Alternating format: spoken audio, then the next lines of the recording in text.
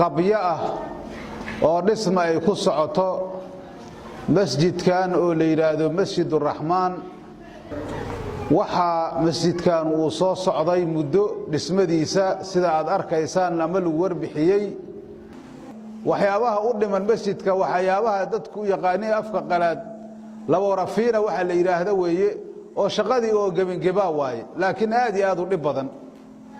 masjidku wuxuu u baahan yahay mutuleel u baahan yahay wuxuu u baahan yahay markaas dariishadihii waxay rabaan maaragtay in la helo albaabadii ayuu u baahan yahay rinji ayuu u baahan yahay salaax ma u baahan yahay wixii xoog badnay waa ay tageen oo hadda waa masjid taagan laakiin khayrul umuri khawatimuha umurta waxa uu khayr badan khaatumada waa inaanu ka qayb qaadana khaatumada masjidka oo masjidka guriga ilaahay la dhameystiro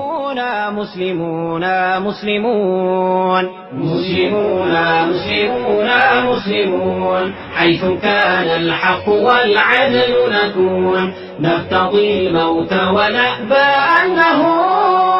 نهون في سبيل بيتي واد الإسلام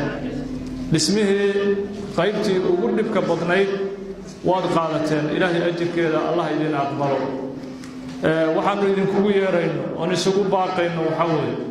masaajidka dhameystirkiisii masaajidkii albaabadiisii dariishadiisii mutiraalkii rinjiyeyntii cadayntiisii guud ahaan waxa uu u baahan yahay qarash aan ka yarayn laba meelood markii loo qaybiyo meel aan ka yarayn intii masjidka dhismihiisa ku baxday ayuu masjidku u baahan yahay maanta waxaanu isugu baaqaynaa fursad dahabiya fursadii qofka muuminka soo mari lahayd fursadii ugu qaalisanayd iyo meel wax lagu bixiyo meeshii ugu khayrka badnayd ayaanu maanta isugu baaqaynaa waa masjidkan beedka ilaahay oo la dhameystiro marka waxaan rajaynaynaa insha Allah taala lacagtii masjidka lagu dhameystiri lahaa رمضان كما إن شاء الله تعالى يسن على العافية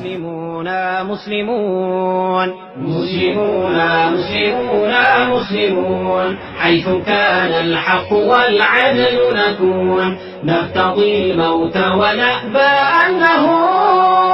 نهون في سبيل الله ما أحلى الميمون هذا مركا اسكوع العلس لعقت الدمن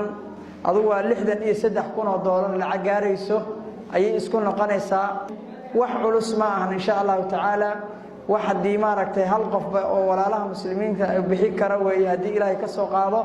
هدي أي تعش لاتن إن شاء الله قرآن شارورتي بلع واجيدا يا ليري إن شاء الله حد وهل كان لغو كيني